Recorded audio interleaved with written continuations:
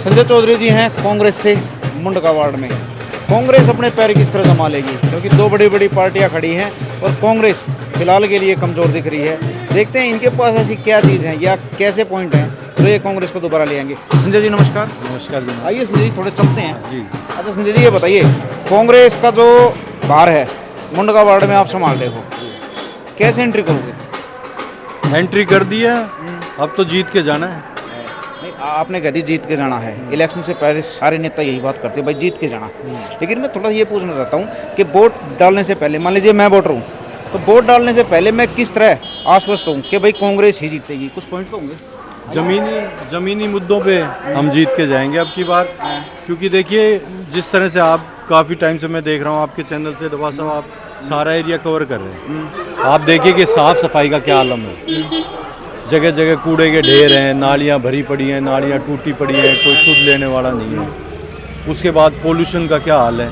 ये कहते थे कि उससे पहले कि हम आएंगे तो पोल्यूशन 4 दिन में ख़त्म कर देंगे। अच्छा। आज आप देखो क्या हालात हैं। अच्छा, पोल्यूशन और बढ़ा ही है। बीजेपी के जो प्रत्याशी हैं चिन्नी जी, मैंने उनका इंटरव्यू लिया, मैंने कहा जी पोल्यूशन 700-800 पार रहता है, वहाँ मारोगे जान से। बोला भाई पोल्यूशन की तो मेरी ड्यूटी है ही नहीं। तो मैं एज ए पार्षद पूछ रहा हूँ, ठीक है, अगर एज ए पार्षद प्रत्याशी ये जवाब आते हैं तो कहीं ना कहीं ये शायद आम पब्लिक के लिए खतरा नहीं है? बहुत खतरा है, बहुत बड़ा खतरा है। ये जब केंद्र में उनकी सरकार है, दिल्ली में उनकी सरकार है, नगर निगम में उनकी सरकार है, लोग कहते हैं 3 इंजन की सरकार है, मैं कहता हूँ 4 इंजन की। LG भी उन्हीं के हैं, सारे इंजन ही उनको दे दिए, सारे इंजन उनको दे रखे हैं। अब भी अगर वो काम नहीं करा पा रहे तो फिर तो काम कभी हो ही नहीं सकते। अच्छा एमएलए, पहले पार्षदी भी एमएलए के पास थी, फिर एमएलए पना आ गया उनके पास, तो वो कर सकते थे सब कुछ, ठीक है। तो आप ये बताइए कि एमएलए साहब कहाँ पे फैल हुए हैं? MLA साहब का तो अलग ही मामला है, वो तो अपना प्रॉपर्टी डीलर है, अपने ज़मीन बेचनी, ज़मीन खरीदनी, ये काम है उनका। लोगों से उनका कोई लेना देना नहीं, सुख दुख में आना नहीं, कहीं जाना नहीं, कोई काम उनको करना नहीं, किसी के फ़ोन उठाने नहीं। अच्छा बताइए, अब आते हैं आम आदमी पार्टी पे। देखिए जो पब्लिक का है ना, वो मैं थोड़ा रिव्यू बता देता हूँ आपको। शायद आपके इर्द गिर्द सिर्फ कांग्रेस के हों, जैसे नरेंद्र भाई साहब हैं, वो बताएं कांग्रेस की सिर्फ। मैं आपको पब्लिक का बता देता हूँ। पब्लिक ये सोचती है कि कांग्रेस जो है ना, वो सिर्फ केजरीवाल के पार्टी की ही वोट काटती है, बीजेपी को तो फायदा दे रहे हो, तो इस तरह तो आप दोनों आ जाओगे, जीतने का तो कहीं चांस है ही नहीं। नहीं हम जीत के जाएंगे। आप ये देखिए कि आम आदमी, लोगों ने आम आदमी की दिल्ली में सरकार है, नगर निगम में भी वो रहे। अब की बार जब नगर निगम में उन्होंने अपना मेयर के लिए कैंडिडेट ही नहीं उतारा, अगर वो एक सीट जीत भी लेंगे तो फ़ायदा क्या करे? जब जो पार्टी अपना मेयर के लिए कैंडिडेट ही नहीं उतार रहा है, उससे आप क्या उम्मीद लगाओगे? कांग्रेस लड़ तो रही है, अपनी लड़ाई तो लड़ी रही है, गरीब आदमी की लड़ाई लड़ रही है। अच्छा बताइए, जब देश का माहौल देखते हैं संजय जी, आप सीनियर नेता हो, आप पे सवाल बिल्कुल फिट बैठता है। जब देश का माहौल देखते हैं तो आप और केजरीवाल, कांग्रेस और केजरीवाल कहीं ना कहीं गठबंधन कर लेते हैं, यहाँ भी कर लेते तो शायद सही रहता। नहीं देखिए, वो क्या होता है कि केंद्र का चुनाव था, उसमें बहुत पार्टियों का प्रेशर रहता है इंडिया गठबंधन के लिए कि आपको आना पड़ेगा।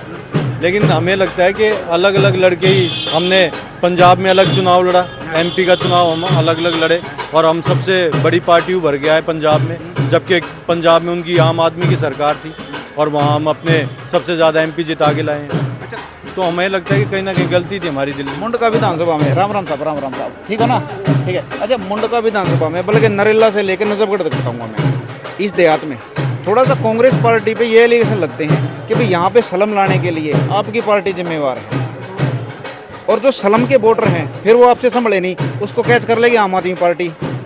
तो ये कंट्रोल नहीं हो रहा, आप पार्षद की सीट निकालोगे कैसे? नहीं ये गलत बातें हैं। आप ये देखिए गांव देहात का एरिया ये है, यहाँ से आप बदरपुर तक चले जाओ नरेला से, सबसे ज़्यादा अगर सीट किसी ने भाजपा को दी है तो मेरे ख्याल से अब की बार गांव देहात ने दिया है। हम पे एलिगेशन लगते हैं। आप ये देखिए सबसे बड़े अनऑथराइज कॉलोनियाँ कौन बना रहा है, कौन काट रहा है? भाजपा वाले। जितने डीलर हैं इनके लोग हैं। आपकी आएगी असलम के आप जे क्लस्टर के लिए आप कह रहे हो, उसमें नांगलोई वगैरह रहे, वो ठीक है, हमारी कुछ लापरवाही के कारण वो वोट बैंक हमसे खिसका, क्योंकि हम उनको मालिकाना हक नहीं दे पाए। बहुत सारे कारण रहे, लेकिन उस पर कांग्रेस ने विचार किया। हमने अपने मैनिफेस्टो में भी कहा कि हमारी सरकार आती है तो हम उनको मालिकाना हक देंगे। अच्छा संजय जी, मैं चाहूँगा आप 1 मिनट यहीं खड़े रहें। कहते हैं भाई बड़े आ जाते हैं ना, तो दो भाइयों को थोड़ी देर रखना चाहिए। ऐ शाबाश, क्या लग रहा जी। और सुनाइए। अच्छा साहब, नाम क्या आपका? श्रीनिवास भारद्वाज। अच्छा श्रीनिवास जी, कैंडिडेट के आधार पे लेंगे, वोट के आधार पे लेंगे और पार्टी सिंबल के आधार पे भी पार्टी लेंगे। भी है। आपकी पार्टी कांग्रेस कांग्रेस कहीं ना कहीं कमजोर दिख रही है वोटर। बस दिख रही तो पहले की बात थी, अब तो बढ़ रही है। अच्छा, क्यों जी? बिल्कुल अब बढ़ रही है जी, बिल्कुल बिल्कुल। अच्छा साहब, ये प्रत्याशी का जो हिसाब किताब है, अनिल लाकड़ा जी हो गए, मुकेश वस्त जी और चिन्नी, तीनों प्रत्याशी हो गए। आप अपने प्रत्याशी को कैसे मजबूत बताओगे? हमारा प्रत्याशी इसलिए मजबूत है, इनके पिताजी यहाँ से प्रधान रहे और इन्होंने बहुत काम किया SC/ST विभाग में लोगों के लिए। आप ये देखिए, सबसे ज़्यादा जो ग्राम सभा की ज़मीन थी उस टाइम पे, उनको डिस्ट्रीब्यूट करने के लिए हर एक परिवार में इन्होंने प्लॉट दिए। बहुत काम किए थे इनके पिताजी ने भी। उसके बाद लोगों ने, अब काफ़ी टाइम से आप ये देखिए कि लोगों में एक बदलाव की सोच है कि भाई कांग्रेस ही अच्छी थी। हमारे टाइम में जब 11-12 साल पहले आपको इस तरह का पोल्यूशन नहीं था। रोड, मुझे याद है शिला जी के टाइम पे हम रोहतक रोड मेरे ख्याल साल में 3 बार बनता था। अब आप देखो, कोई सूद लेने वाला, ऊपर से टोल टैक्स हमारे सर पे थोप दिया। आप देखो कितने परेशान हैं हम लोग। मान लो कोई दुख सुख है, हमें आना जाना, बक्करवारा जाना है, किसी को हिरन कूदना जाना है, मुंडगा से कहीं जाना है, आप टोल 350-300 रुपये का टोल लगा दिए। इसके बाद बिजवासन में लगा दिया 10 किलोमीटर आगे, जबकि खुद की रूल है कि आप 60 किलोमीटर से पहले आप दूसरा टोल नहीं लगा सकते। दिल्ली में 2 टोल लगा दिए। रूल तोड़े हैं, रूल तोड़े हैं, प्राइवेट को फायदा दिया उन्होंने। अच्छा साहब, ये बताइए, देखो 30 तारीख को 5 बजे तक हमारे लिए सब बराबर हैं। ठीक है, उसके बाद ही कहेंगे कि भाई कौन जीता कौन आ रहा है, गलत तो नहीं। तो आपसे पूछते हैं, अगर आप यहाँ पे पार्षद बनते हो, आप ये सीट जीतते हो, तो पार्षद की एक और जिम्मेवारी होती है कि जो उसके अंडर काम ना हो, उससे अदर हो, उससे ऊपर के हों, तो वो क्या करती है, मेजोरिटी इकट्ठा करके और ऊपरी परिषद को उसकी सिफारिश कर सकता है। गलत तो नहीं ना? तो मुंडका वार्ड में भी और मुंडका विधानसभा भी ना तो कोई कॉलेज है, गलत तो नहीं, ना कोई स्पोर्ट्स का कैंपस है, ना कोई ढंग का हॉस्पिटल है। तो शायद इन चीज़ों के लिए सिफारिश नहीं कर सकते आप? बिल्कुल कर सकते हैं, बल्कि ये करनी चाहिए।